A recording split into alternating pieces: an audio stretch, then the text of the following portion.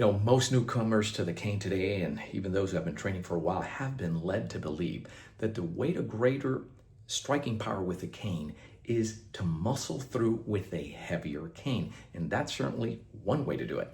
But CaneFlow teaches you that power with the cane comes from less tension. That's the topic of today's Cane Tip Tuesday. I'm going to show you the calm strike that gives you greater cane power. So stick around.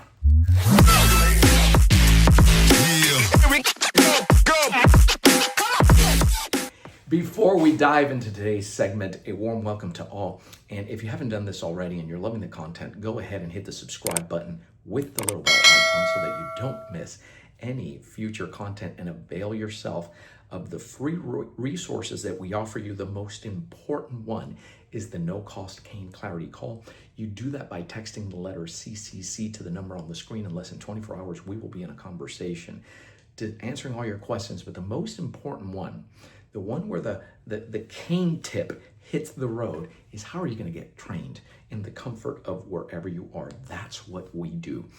Okay, so go ahead and do that. And also, we have Facebook groups that are now open to the general public. Read the description below, request entry, agree to the group rules so that they let you in. Why is this topic of muscling through with the cane versus tension-free movement or bringing more relaxation into the movements important? The reason for that is because the idea that a heavier cane, if you're using something heavier, that's fine. If that's what you like, that's totally fine.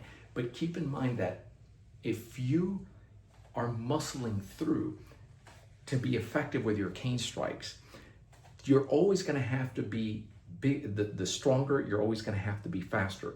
And as the years go by, that may not be the case. So yes, that's one way to do it. The other way to do it is the way that CaneFlow teaches you to do it. ACSD trains you in a power shot template, but let me show you what the difference is. You've heard me talk about before that whole idea of a death grip on the cane. That sets off a cascade that actually locks out the shoulder. So when you're going to do something with this tool, you're going to spring into action. If you're having to wind up or you're coming in here and muscling through, your power comes from doing this kind of thing.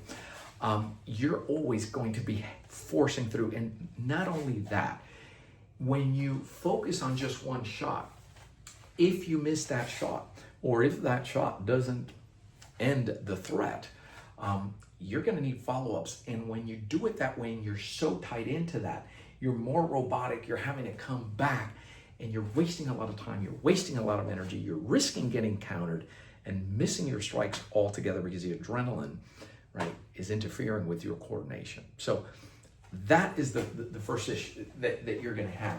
So instead of doing that, what CaneFlow shows you is to align other components that create a natural speed, right, which is a whole nother topic, and power. It magnifies the effect of the strike, close quarters, without having to telegraph.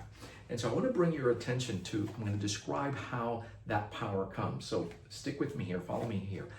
It's going to come from being rooted, right, to being grounded. It's going to come from being centered. It's going to come up this way. Power is going to come from that hip and then from a unified strike where you're going to coordinate your breath and you're going to exhale into that strike. Whether it's throwing, pitching a ball, right? Whether it's singing, you inhale and you exhale into that. Nobody winds up and exhales and then throws and inhales because that's just not natural, okay?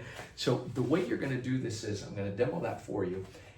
The strike, let's assume this is heating up. Rather than coming here and bringing up to strike or doing, you're going to focus on two things. You're going to bend your knees and you're going to turn your spine. Just that component. There are others, but you're inhaling as you're doing this, and then the strike is going to come from very short, just here. If I do this movement, right, and ACSD caners are going, well, that's power shot number one. You're right. That's the angle here. If I'm doing just this movement, I'm in a position where I can counter that if I need to, however it is I need to move. I didn't just put I inhale that, but I'm still in a position to defend and to cover.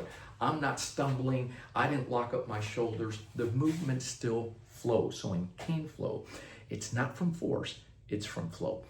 So let me give you the prompt as to how you're going to go ahead and practice this. And it can be on an anatomical bag, it can be on a regular heavy bag, it can be on a stack of tires, doesn't matter. It's important because it's going to show you when you make contact how that's going to work.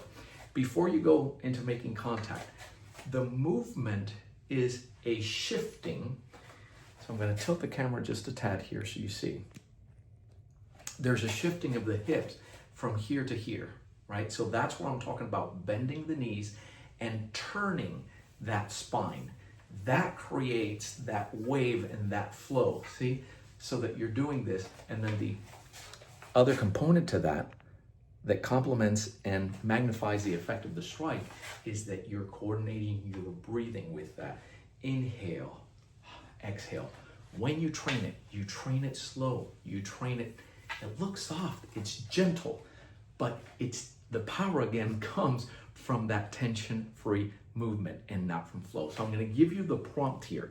You're going to root, you're going to relax, you're going to strike, and you're going to reset. It's those four things, right? You're coming from a place of being rooted, you're inhaling, right? This is your relaxation. You're not telegraphing. Look at the shoulders. You're going to go ahead, exhale and strike, and then reset. Look at how the cane, my cover hand comes in here just in case I need to defend or do anything else. And folks, that's the way it works regardless of what you have in hand. So whether I have a tool in hand, I may have an umbrella, it doesn't matter. I have my phone, whatever it is that I have at that moment, or I don't have anything, that's the way that you coordinated. And so that's where your power is going to come from. From a somatic perspective, it's going to create a sense, it's going to allow you to relax your grip, relax the rest of the body so that it serves to reset your body rather than tighten you up with during the adrenaline response, if that makes sense. If all of this resonates with you and makes sense, then go ahead and request that call.